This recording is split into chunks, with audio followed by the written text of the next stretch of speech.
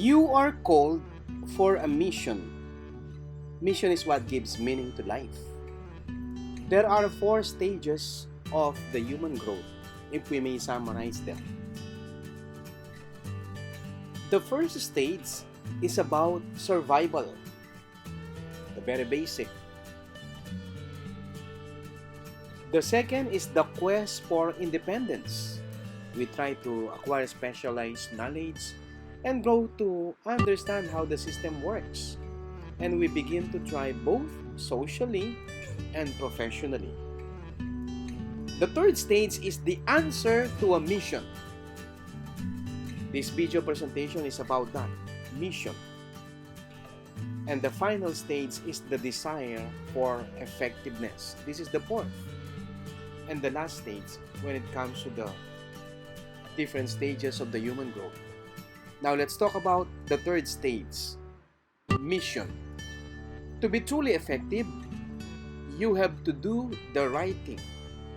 Not just anything, but the right thing. No matter how long you have been doing the wrong thing, it is still the wrong thing. Doing the wrong thing well does not make it the right thing. Obviously,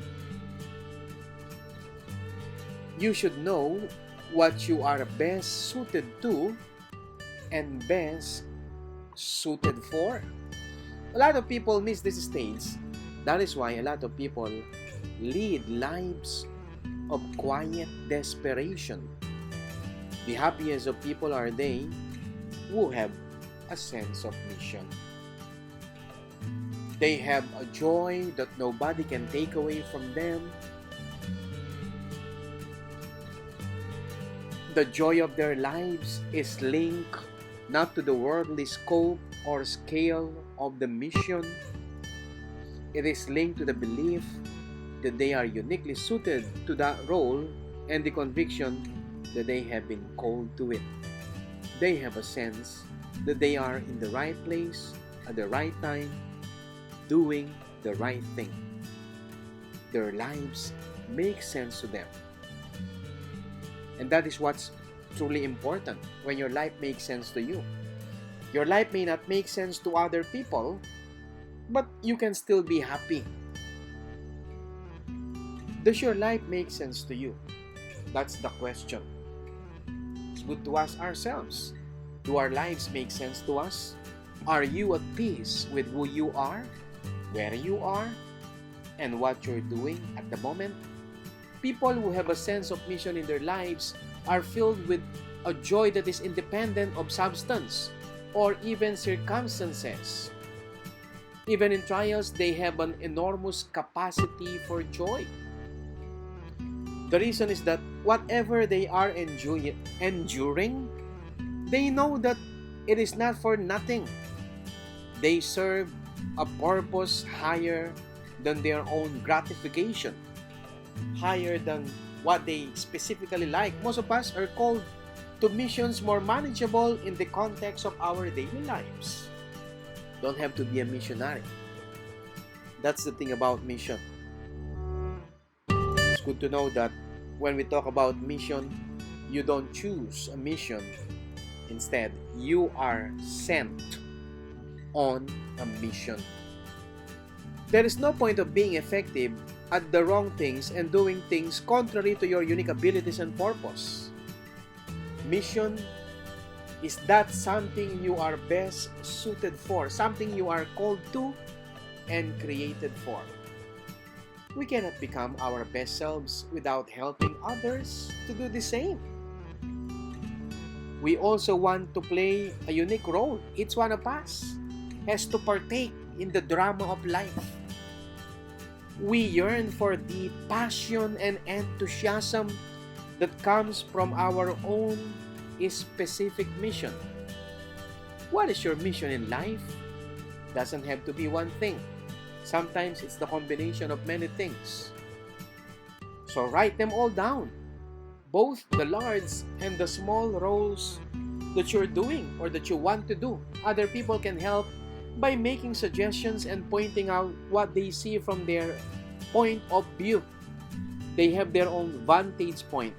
But the truth is, finding your mission is something personal. It's a personal search. It's a personal quest. So be willing to look beyond yourself. Mission is not driven by our own desire to do something, be something, or have something.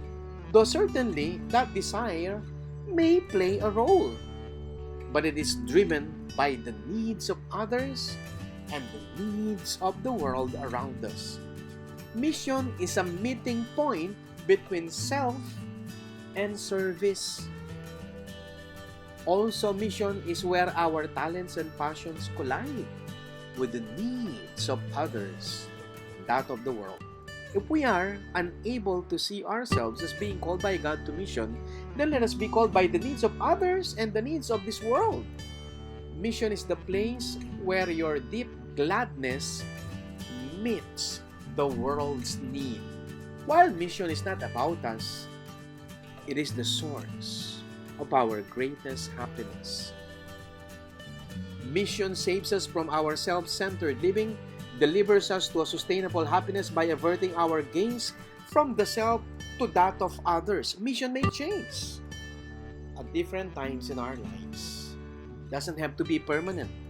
Doesn't have to be lifelong. Like in the case of motherhood, you cannot retire from being a mom. Many are temporary and usually prepare us for some future mission. That's why experience is important. In the broadest terms, our mission is to become the best version of ourselves, that we may become the person that God wants us to be. We live this moment by making choices that lead us to celebrate and defend our best selves. It requires us a proactive, offensive, and defensive efforts. Lots and lots of efforts. Our next mission is to do what we can, where we can, how we can right now to make the world a better place.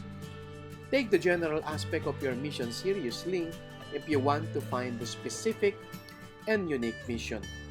Our greatest strengths as human beings is our ability to make difference in the lives of other people. And yet this is the most unemployed of all human abilities.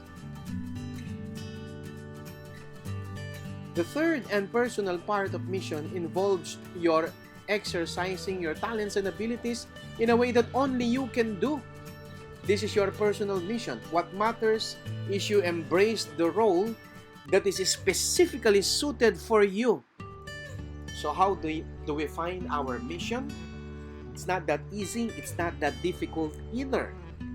Number one, use the moments of each day to become the best version of yourself. Number two, do all the good things we feel inspired to do when we are where we are right now to help others celebrate their best selves and to make the world a little better. Investigate and develop our unique talents and deepest desires and use them to serve the needs of others. More importantly, listen to the voice of God, to that inner voice in our lives. To know your mission and not to follow it is one of the greatest human miseries.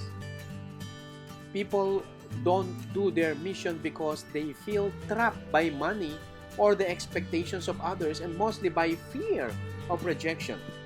There are real obstacles that can be overcome only with the virtues of courage, fortitude, and perseverance.